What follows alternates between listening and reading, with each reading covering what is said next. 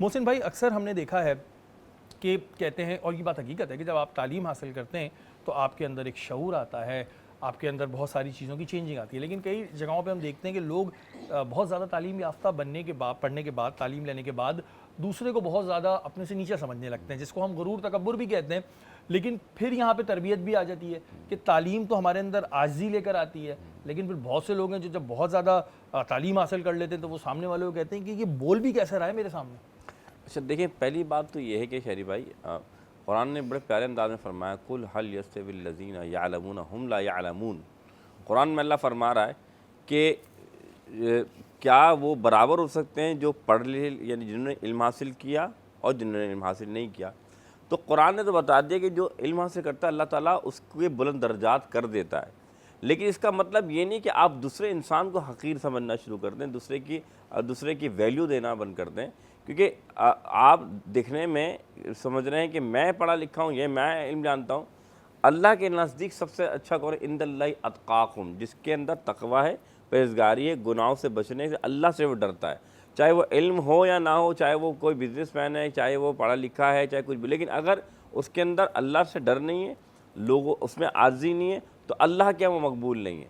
تو اللہ کے جو پیراماؤنٹ، جو اللہ نے جو کہنا کہ ایک میزان تولا ہے، وہ انسان کے علم کو نہیں یا انسان کی حیثیت کو نہیں تولا، بلکہ اللہ نے تقوی کو تولا ہے کہ اس کے اندر تقوی ہونا چاہیے، اس کے اندر عاجزی انکساری اور اللہ کا ڈر ہونا چاہیے. تو پہلی بات تو یہ. دوسری بات یہ کہ آج جو میں ابھی ایک بات یہ کرنا چاہ رہا تھا کہ جس طریقے سے بھائی نے فرمایا کہ ہم بچوں کو کس طرف کیسے لے کے جائیں کہ ان کے اندر بدلاؤ آئے. میں پھر کہوں گا کہ ہم ان کو ایسی تربیت دیں کہ وہ خود بخود اس چیز کو سمجھنا شروع جائیں کہ علم اور تربیت کی کیا پوزیشن ہے. مثال دیتا ہوں، ایک شخص ایک نقشہ بنا رہا تھا، ایک بزرگ، اور وہ ان کا کام تھا نقشے بنانا، دنیا کے نقشے بنانا. تو انہوں نے کیا کہہ رہا ہے، وہ نقشے جب تھوڑا سا مطلب تو وہ کاغذ پھاڑ کے پھینک دیتے. تو ان کا 4 سال کا بچہ تھا، وہ اس کاغذ کو جمع کرتا رہا. تھوڑی دیر بعد وہ بچہ اس کاغذ کو اس نے صحیح کر کے لا کر اپنے باپ کو دیا اور کہا یہ دیے. تو دیکھا اس نے جو نقشے میں جہاں جب ملک تھے وہ بالکل صحیح لگا دیے. تو اس نے باپ نے کہا تم 4 سال کے اور تم نے یہ عمل کیسے کر لیا اور تمہیں کیسے پتہ لگا؟ تو اس نے کہا ابو آپ ذرا پلٹ کر دیکھیے. تو پیچھے ایک تصویر تھی.